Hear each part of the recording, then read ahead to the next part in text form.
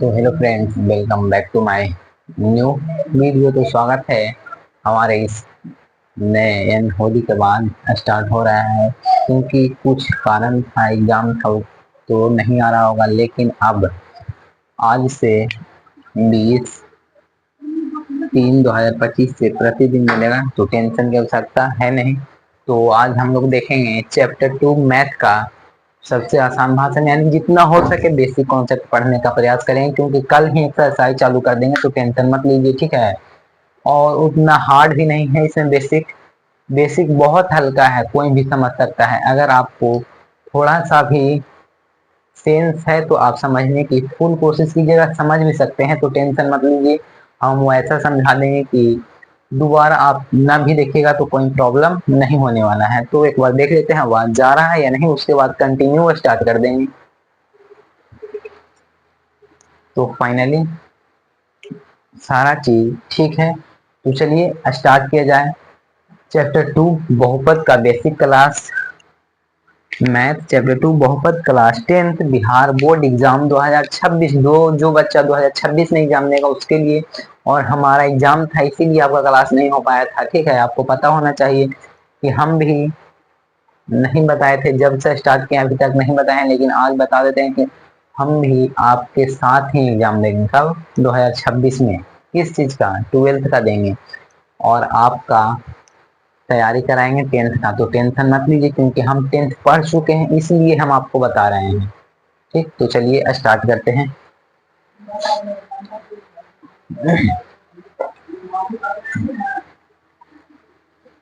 सबसे पहले हम लोग देखें कि चर मान और अचर मान क्या है। सबसे बेसिक से यही से स्टार्ट हुआ कि चर मान क्या है और अचर मान क्या है, बताइए यार। तो किन्हीं को अगर पता होगा तो प्लीज कमेंट कीजिएगा, चर मान क्या है और अचर मान क्या है। तो सबसे पहले लिखिएगा चर मान और अचर मान, लिख लीजिएगा, तब भी कोई दिक्कत नहीं है। चर मान क्या है, और दूसरा दूसरा में अचर मान। अचर मान, चर मान किसे कहा जाता है? सॉरी, रखा हुआ है। चर मान वैसा मान जो कभी ना बदले। चर मान वैसा मान जो कभी ना बदले, उसे चर मान कहते हैं। और अचर मान जो बदलते रहता है उसे अचर मान कहते हैं। अगर परिभाषा लिखेगा तो लिख लीजिए, जो कभी ना बदले। चर मान जो कभी ना बदले, पूछा है नहीं। चर मान का परिभाषा थोड़े पूछता है, मैथ में थोड़े परिभाषा पूछेगा। दूसरा लिखेगा जो कभी ना बदले, अचर मान जो बदलते रहता है, बदलते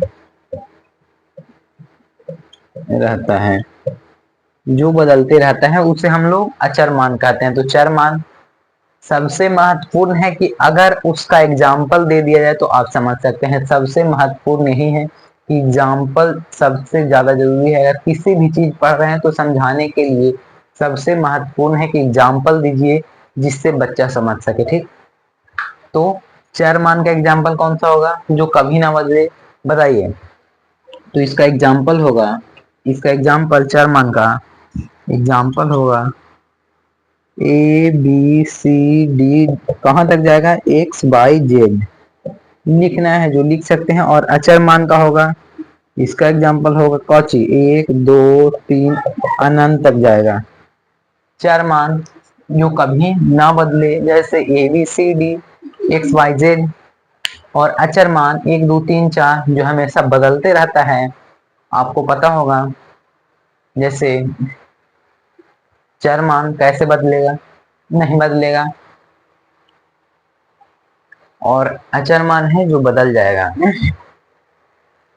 मतलब कि आप किसी दुकानदार के यहाँ गए कुछ खरीदने के लिए, और मतलब कि समझिए कि आप छठ पूजा आने वाला है, आप गए हैं कपड़ा खरीदने के लिए दुकानदार के पास, शर्ट और जीन्स। ठीक, और शर्ट और जीन्स की कीमत, मतलब कि आपको पसंद भी आ गया, आपको अच्छा लगा कि हमें यही चाहिए, और उसका रेट बोला 1500 रुपया। कितना? अपने तरफ से बोला है, आप अभी थोड़े बताए हैं। 1500 रुपया कितना बोला है? 1500 रुपये बताया गया है। जीन्स और शर्ट की कीमत कितना? 1500। लेकिन आप भी तो कुछ बोलिएगा कि जितना बोलेगा उतना देकर चलाइएगा, नहीं, आप बोलिएगा कुछ कम किया जाए, तो आप बोलिएगा कि हमें 1000 में दे दीजिए। कितना में? 1000 में। 1000 में नहीं होगा, 1200, इतना लास्ट आप कहकर चलाएंगे, लेकिन 1200 तक आप दीजिएगा तो आपको दे दिया जाएगा। इसका फिक्स थोड़ा है, बोला था 1500, ये था अचर मान जो बदल गया है। 1500 बोला है और आया कितना पे? 1200 पे आ गया है। तो अचर मान हमेशा बदल जाता है, लेकिन चर मान कभी नहीं बदलेगा, ठीक, तो इसको ध्यान में रखिएगा। अब इसके बाद हम लोग समझेंगे बहुपद क्या है। बहुपद क्या है, आखिर बहुपद कहते किसको है? ठीक, एक बार और कैमरा देख लेते हैं चल रहा है या नहीं। तो चल रहा है, इसको देखना पड़ेगा, क्योंकि चलते चलते हम बोल रहे हैं और बंद ना हो जाए तो सारा मेहनत पानी में चला जाएगा, ठीक है। इसीलिए 5 से 7 मिनट पे देख लेते हैं ताकि वेस्ट ना हो टाइम, क्योंकि इसके बाद ज्योग्राफी का संसाधन एवं इसका उपयोग भी रिकॉर्डेड यानी वीडियो बनाकर अपलोड करना है, ठीक है, तो इसके बाद करेंगे। तो अब देखेंगे कि बहुपद क्या है, तो हेडिंग लगाइएगा बहुपद क्या है। बहुपद क्या है, हाँ, ऑब्जेक्टिव आएगा, ऑब्जेक्टिव में आता है बहुपद। तो यहाँ तक कोई प्रॉब्लम नहीं हुआ होगा, ठीक है। चर मान जो कभी ना बदले, अचर मान जो बदलते रहता है। वो अगला है कि बहुपद, हम लोग चैप्टर 2 पढ़ रहे हैं बहुपद, लेकिन बहुपद कहते हैं किसको है? आखिर बहुपद कहते हैं किसको है, बताइए तो। इन्हीं को पता है?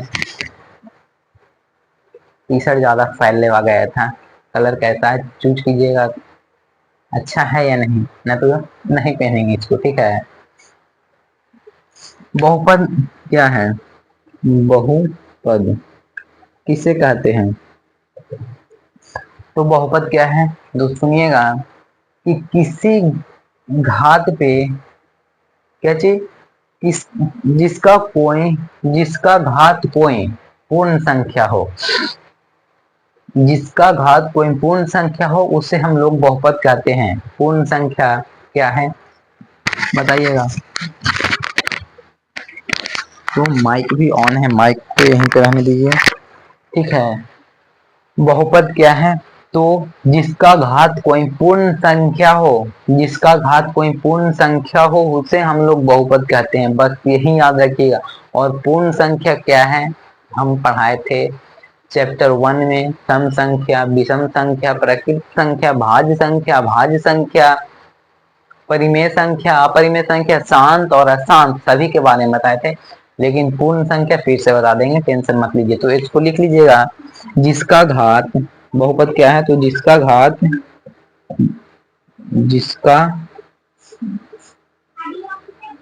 जिसका घात कोई पूर्ण संख्या हो, जिसका घात कोई पूर्ण संख्या हो उसे बहुपद कहते हैं, उसे बहुपद कहते हैं। जिसका घात कोई पूर्ण संख्या हो उसे बहुपद कहा जाता है, बस इतना ही देखना है कि जिसका घात कोई पूर्ण संख्या हो। जैसे जैसे समझिएगा, एग्जाम्पल बोले ना, सबसे महत्वपूर्ण अगर बोला जाए किसी चीज को समझने के लिए तो उसका एग्जाम्पल सबसे ज्यादा जरूरी है। एग्जाम्पल अगर आपको बताया जाएगा तो समझने में बहुत ज्यादा आसान होगा, ठीक। तो जैसे एग्जाम्पल, एक्स के पावर 0 बराबर कितना होता है? एक्स के पावर 0 आप लोगों को पढ़े होंगे, कितना होगा? 1। जिसका घात कोई पूर्ण संख्या हो, और पूर्ण संख्या हो, प्रकृत संख्या में 0 को शामिल करने से पूर्ण संख्या बनता है। जैसे पूर्ण संख्या लिख लीजिएगा, पूर्ण संख्या कहाँ से स्टार्ट होता है? 0, 1, 2, 3, 4, कहाँ तक जाएगा? अनंत तक। पूर्ण संख्या प्रकृति की संख्या को, प्रकृति की संख्या में 0 को शामिल करने से पूर्ण संख्या का निर्माण होता है, इसको ध्यान में रखिएगा, ठीक। प्रकृत संख्या पूछेगा तो एक से, यानी गिनती की संख्या को प्रकृत संख्या कहते हैं। जैसे आपका फैमिली मेंबर गिनिए कि अपने परिवार में कितने लोग हैं, उससे हम लोग प्रकृत संख्या कहते हैं। प्रकृत के बाद हो गया सम संख्या, वैसे संख्या जो दो से विभाज्य हो, विषम संख्या जो दो से विभाज्य ना हो, भाज्य संख्या वैसे संख्या जो अपने अलावा किसी अन्य संख्या से विभाज्य हो, जैसे 4, क्योंकि वह अपने खुद से कट रहा है और किसी अन्य से भी कट रहा है। 4 2 से कट रहा है और 4 खुद से कट रहा है। और अभाज्य संख्या वैसे संख्या जो सिर्फ और सिर्फ अपने से ही कटे, जैसे 2। सबसे छोटी अभाज्य संख्या पूछेगा 2, देख लीजिएगा इसको, ठीक। उसके बाद सम बता ही दिए, विषम बता दिए, परिमेय बता दिए। जिसे p बटा q के रूप में लिखा जाए उसे परिमेय, और जिसे नहीं लिखा जाए उसे अपरिमेय कहते हैं। तो आपको कोई दिक्कत परेशानी कोई नहीं हुआ होगा। अब एक बार फिर से कैमरा देखना पड़ेगा। ऐसे तो कुछ होना नहीं चाहिए, क्योंकि कल 700 से 800 फोटो उसमें से डिलीट किए थे, क्योंकि भरा हुआ था बहुत ज्यादा। तो यहाँ तक कोई दिक्कत। बहुपद क्या है? तो बहुपद क्या है? जिसका घात कोई पूर्ण संख्या हो उसे बहुपद कहते हैं। जैसे x के पावर 0। और एक का एग्जाम्पल लेते हैं, एग्जाम्पल और लिया जाए।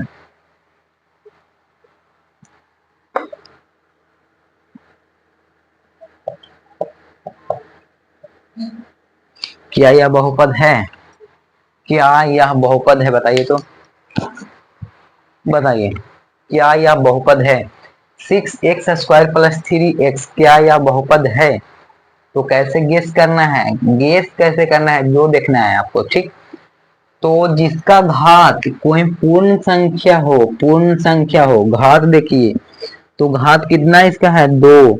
तो क्या 2 पूर्ण संख्या में आता है? बिल्कुल आता है, देखिए यहाँ पे। तो यह बहुपद होगा।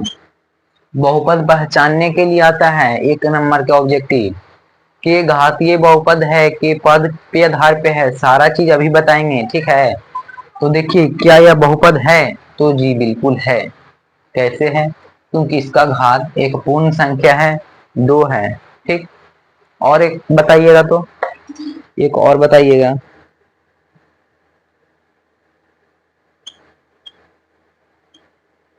क्या यह बहुपद है? क्या यह बहुपद है? 4x के पावर -2 + 3x + 1, क्या यह बहुपद है? बताइए। 4x के पावर -2 + 3x और प्लस के 1 है। तो बोले थे कि आप पहचानने के लिए सबसे पहले टेस्ट कीजिए, कैसे कि पूर्ण संख्या होना चाहिए, क्या उसका घात क्या होना चाहिए? जिसका घात कोई पूर्ण संख्या हो। तो देखिए घात पूर्ण संख्या है या नहीं। तो घात में कितना है? -2 है। क्या -2 पूर्ण संख्या में आता है? तो कभी नहीं, कभी नहीं आएगा। तो यह बहुपद नहीं होगा। माइनस में रहे तो कभी नहीं होगा, ठीक। जैसे एक क्वेश्चन काफी ज्यादा फेमस है, ऑब्जेक्टिव में आता है, कैसे आता है उसको देखिए। x + 1/x, क्या यह बहुपद है? अच्छा, x + 1/x, क्या यह बहुपद है? बताइएगा, बताइएगा, पता है या नहीं?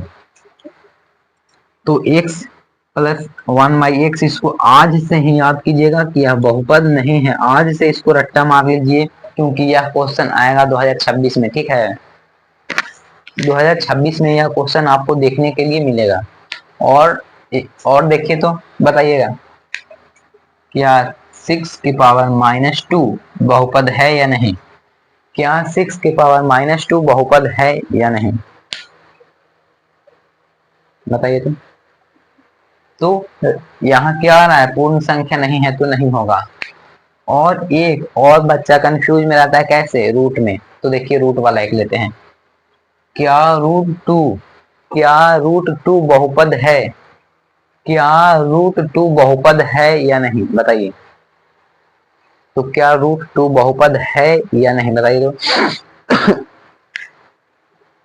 ये √2 को हम लोग और कैसे लिख सकते हैं? देखिए तो, √2 को हम लोग ऐसे लिख सकते हैं, √2 गुना 1। कोई फर्क पड़ेगा अगर 1 से उसमें गुना करेंगे तो? नहीं, कोई फर्क नहीं पड़ेगा। अगर 1 से हम लोग गुना 1 से गुना करेंगे तो 1 है 1, तो कोई फर्क नहीं पड़ेगा। अब देखिए, इसको हम लोग ऐसे लिख सकते हैं, √2 गुना काची बताए थे, एक के पावर जीरो है तो यानी √2 गुना कैसे लिख सकते हैं, √2 गुना एक्स के पावर जीरो लिख सकते हैं नहीं, क्योंकि एक लिखे थे, एक के जगह एक्स के पावर जीरो है, एक के जगह एक्स के पावर जीरो है तो कोई फर्क पड़ा नहीं, इसका भी मान एक होता है और एक भी लिखे थे इसके बाद, तो यह एक बहुपद हुआ क्योंकि इसका घात एक पूर्ण संख्या है, पूर्ण संख्या जीरो से स्टार्ट होता है, इसको ध्यान में रखिएगा। तो अब आपसे 5 क्वेश्चन देते हैं, उसमें बताना है क्या बहुपद है या नहीं, इतना बता दिए आपको। अब आप लोग बताइएगा क्या बहुपद है या नहीं। ठीक, तो एक सेकेंड थोड़ा सा फिर से देख लेते हैं कैमरा ऑन है या नहीं। तो हाँ ऑन है, एक सेकेंड एक सेकेंड। तो अब हम आपको देते हैं टेस्ट करने के लिए, बहुपद पहचानने के लिए क्या बहुपद है या नहीं, क्योंकि बताए हैं इतना इतना तक तो आप समझ गए होंगे। ठीक, तो आपको देते हैं बहुपद पहचानने के लिए, बहुपद पहचानने हेडिंग लगा लीजिएगा। बहुपद कैसे पहचाना जाता है, जो बच्चा सिलेबस कंप्लीट कर लेगा, एक बार पूरा सिलेबस अगर पढ़ लेगा अच्छे से तो उसको दोबारा पढ़ने की जरूरत है नहीं, ठीक है, क्योंकि सबसे महत्वपूर्ण रहता है सिलेबस कवर करना। तो हम भी करेंगे, आप भी कीजिए। बहुपद पहचाने, बहुपद पहचाने, बहुपद पहचाने क्या बहुपद है या नहीं, यही तो देखना है। तो क्वेश्चन लिखिए, फर्स्ट क्वेश्चन बताइएगा है या नहीं। फर्स्ट क्वेश्चन लिखा जाए,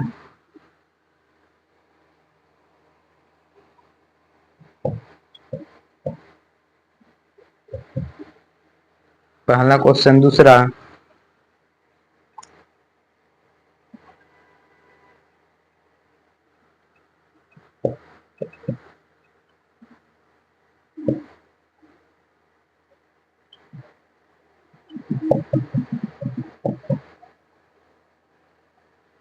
चौथा,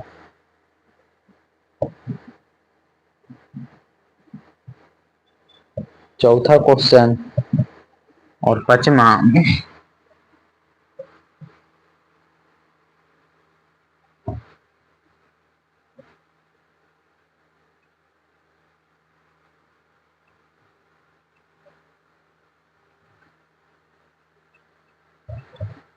पांचवा क्वेश्चन। टोटल 5 क्वेश्चन हम आपको दिए हैं।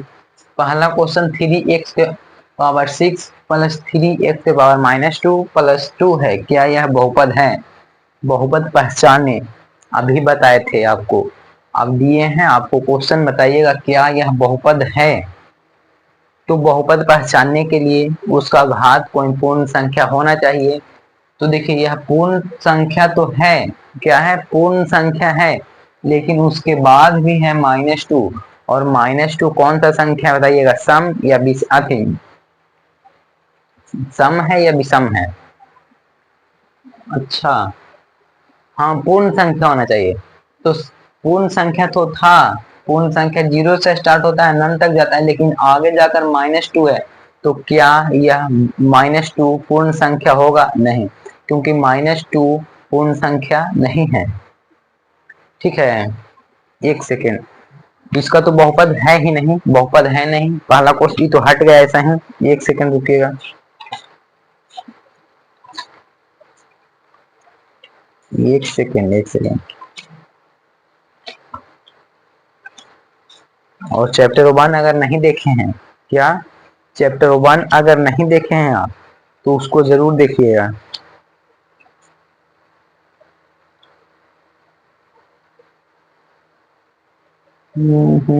भाज्य संख्या,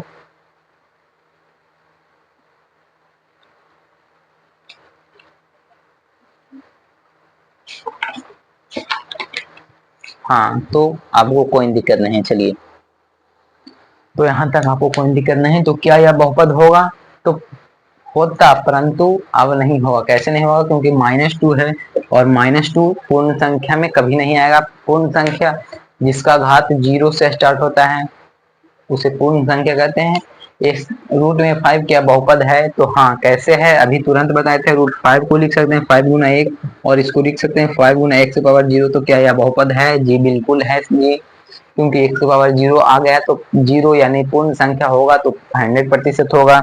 तो दूसरा है। तीसरा देखिए 4x के पावर 9 है, 4x के पावर 9 है, उसके बाद 3x प्लस 1 है, तो यह बिल्कुल है बहुपद, क्योंकि यह पूर्ण संख्या है। 0 से स्टार्ट होगा, 1 2 3 4 5 6 7 8 9 10 अनंत तक जाएगा तो बहुपद है। तो यहाँ ही यह बहुपद है। इसके बाद तो अभी बोले कि इसको अभी से रट लीजिए कि यह बहुपद कभी है हो ही नहीं सकता है, x प्लस 1/x। ठीक। और पांचवा देखिए 42 के पावर है 21/7x प्लस 3x प्लस 2। तो इसको हम लोग कटा सकते हैं 27 3 बार में। तो इसको लिख सकते हैं 42 1 के पावर 3x प्लस, यहाँ पे वो अच्छा यहाँ पे घात देते ना, 21/7 यहाँ पे देते तो हो जाता है कितना? हो जाएगा 42 एक्स के पावर 3 प्लस 3x प्लस 2। तो क्या यह बहुपद है? जी बिल्कुल है, क्योंकि यह पूर्ण संख्या इसमें शामिल है 3। घात देखिएगा, अगर घात देख लिए ठीक है तो हाँ 100% आप बना सकते हैं। तो बताइएगा 5 में आप कितना अंक कितना सही कर पाए थे। अब हम लोग देखेंगे बहुपद को दो भागों में बांटा गया है, किस पे? घात के आधार पे और पद के आधार पे। बहुपद को दो भागों में बांटा गया है, घात के आधार पे और पद के आधार पे। के घातीय बहुपद हैं, हाईएस्ट त्रिघातीय आता है, त्रिघातीय चतुर्थ घात न के बराबर आता है, लेकिन त्रिघातीय तक शायद क्वेश्चन पूछ देगा। ठीक है। तो बहुपद को अब हम लोग देखेंगे कि दो भागों में बांटा गया है, घात के आधार पे और पद के आधार पर, दोनों देखेंगे। ठीक है, ज्यादा बेसिक इसमें है नहीं। ठीक। तो बहुपद को अब दो भागों में बांटेंगे हम लोग। तो आप लोग लिख लीजिएगा, बहुपद को दो भागों में बांटा गया है, किसके? घात के आधार पे और पद के आधार पे। बहुपद दो भाग में काची? घात, घात के आधार पे, और दूसरा पद के आधार पे। घात के आधार पे बहुपद, तो चलिए सबसे पहले पढ़ें घात। तो घात कहाँ देखा जाता है? ऊपर में के घातीय बहुपद होगा।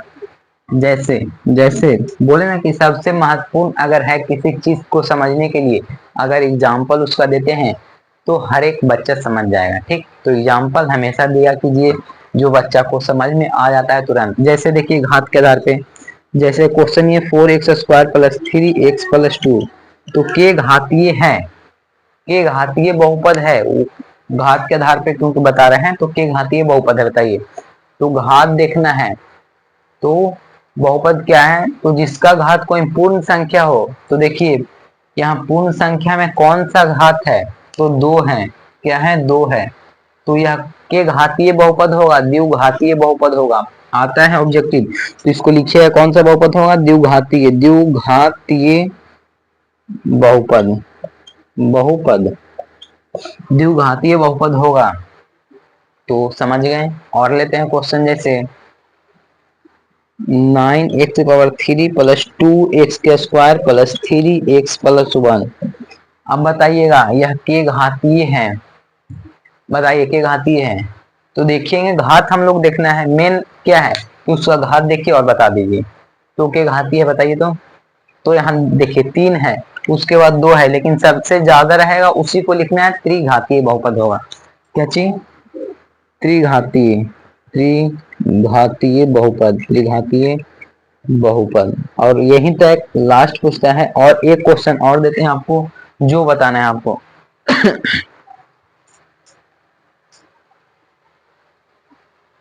ये क्वेश्चन और लिख के बताइएगा के घातीय बहुपद है। 4x प्लस 2 के घातीय बहुपद है, 4x प्लस 2 के घातीय बहुपद है। तो इसका घात देखेंगे कितना है? एक घात है, कुछ नहीं तो एक है। और एक घातीय को नोट में लिख लीजिएगा कि एक घातीय को रेखीय बहुपद के नाम से जाना जाता है। सबसे अत्यधिक बार पूछा गया क्वेश्चन है ये, कि एक घातीय को एक घातीय को रेखीय बहुपद के नाम से जाना जाता है, ध्यान में रखिएगा इसको, ठीक। तो इसको लिखेंगे, एक घातीय नहीं लिखेंगे, रेखीय बहुपद, रेखीय बहुपद लिख लीजिएगा, रेखीय बहुपद। तो हम लोग बहुपद को दो भाग में पढ़े, घात के आधार पे और पद के आधार पे। पद के आधार पे सबसे आसान है, जैसे गिनिएगा पद, 1 2 3, एक 1 2 3, तो यह के पदीय हो गया, त्रिपदीय, त्रिपदीय। जो घातीय समझ गया वह पद के आधार पे समझ जाएगा। और इसका देखिए 1 2 3 4, तो ये हो जाएगा चतुर्थ पदीय, ठीक। उसके बाद देखिए एक और लिए थे 4x+2, तो यह तो रेखीय होगा ही, रेखीय, एक घात को रेखीय कहा जाता है। तो आप लोग समझ गए होंगे, जितना देगा उतना लिख दीजिएगा, जैसे 4x² 1 2 3, त्रिघातीय पद है। पद गिने के रहेगा तो इसको गिनिएगा, 1 2 3 कितना दिया हुआ है, और घात रहेगा तो ऊपर वाला को देखना है, जितना अधिक रहेगा उतना घातीय बहुपद लिख दीजिएगा, ठीक। तो यहां तक आपको कोई प्रॉब्लम नहीं हुआ होगा, ठीक। तो इसके बाद हम लोगों को पढ़ना है, क्या पढ़ना है, एक पदी बहुपद को रेखीय बहुपद कहते हैं, तो अब जान गया और हर एक बच्चा को पता भी होगा। अब इसके बाद बहुपद के व्यापक रूप, बहुपद के व्यापक रूप क्या है, बहुपद के व्यापक रूप क्या है, तो रेखीय बहुपद है, द्विघातीय है और त्रिघातीय। हम लोगों को बोले ना 3 ही पढ़ना होता है, एक बार फिर से देख लेते हैं आवाज जा रहा है या नहीं। तो फाइनली आवाज सारा चीज क्लियर है, भगवान ना करे कि बंद हो। अब देखेंगे क्या, बहुपद के व्यापक रूप पूछता है, व्यापक रूप ऑब्जेक्टिव में आएगा, ठीक। बहुपद के व्यापक रूप कौन कौन सा है उसको देखिए।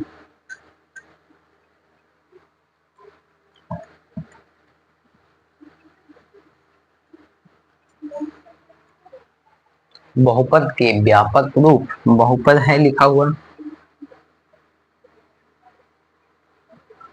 के व्यापक रूप, व्यापक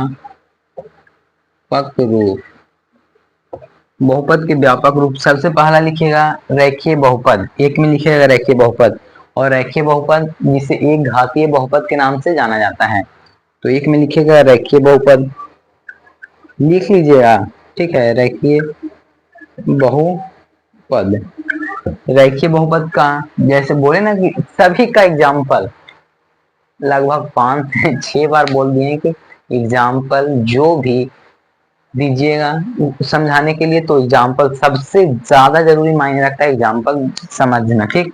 तो रेखीय बहुपद को लिख सकते हैं, क्या लिख सकते हैं,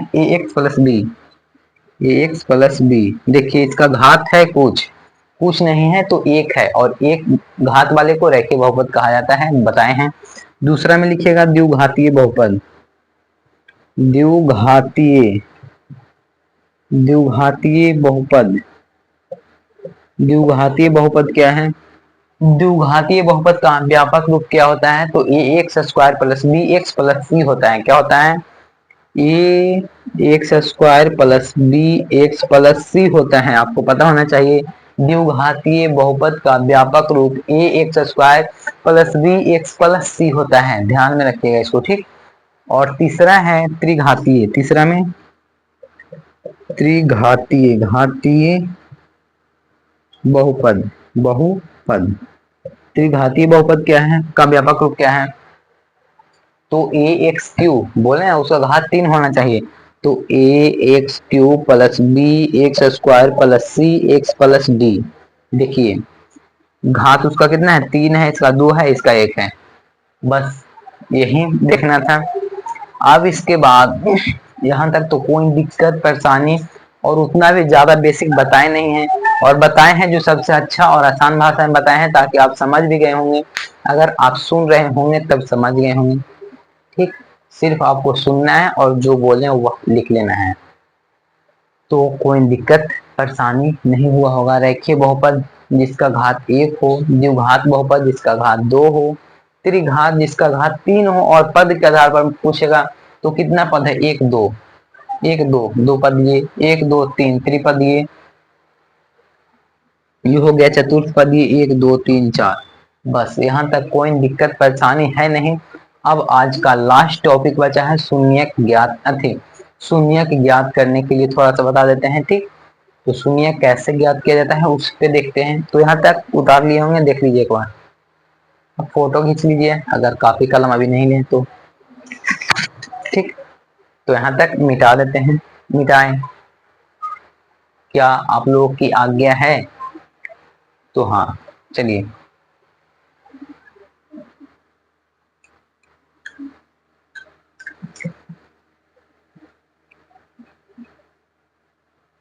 शून्य ज्ञात करें, सबसे हल्का है शून्य ज्ञात करने के लिए। चैप्टर 2 बहुत ज्यादा हल्का चैप्टर है। बहुपद पढ़ना सबसे आसान है, और यहाँ से नंबर जो ना उठाए समझिए कि उसका दिमाग है ही नहीं, क्योंकि इतना आसान चैप्टर है। और यहाँ से 8-10 नंबर आता है आप, और इसको हम खत्म कितना दिन में करेंगे? तो आज फर्स्ट क्लास है, लगभग 5 क्लास लेंगे, ठीक। कितना? 5 क्लास में आपका समाप्त कर देंगे, ठीक। और आज से भूगोल स्टार्ट, संसाधन, इसके बाद ही क्लास है, ठीक। तो यहाँ लिखिएगा क्या? बहु शून्य ज्ञात करिए। शून्य ज्ञात करना करना सीखे, सीखे। और है कि हम डेली अब ब्लॉग अपलोड करेंगे कि हम कैसे पढ़ते हैं, क्या खाते हैं, क्या पीते हैं, कैसे रहते हैं, ठीक। और उस चैनल का लिंक डिस्क्रिप्शन में दे दिया जाएगा, उसको देख लीजिएगा एक बार। शत्रुघ्न सक्सेस टिप्स के नाम से है, बनाया गया था। थोड़ा ही वीडियो अपलोड किया गया है, ठीक है। और उस पर डेली अब ब्लॉग आएगा कि आप भी हमारे जैसा आप भी पढ़िए, आपका भी फोकस होना चाहिए ताकि अच्छा मार्क्स आए, ठीक है। तो उसको देख लीजिएगा। देखिए यही चैनल है शत्रुघ्न, शत्रुघ्न सक्सेस और टिप्स लिखिएगा तो आ जाएगा, ठीक। यही है, देख लीजिएगा एक बार, और लाइक और सब्सक्राइब जरूर कर लीजिएगा, ठीक है।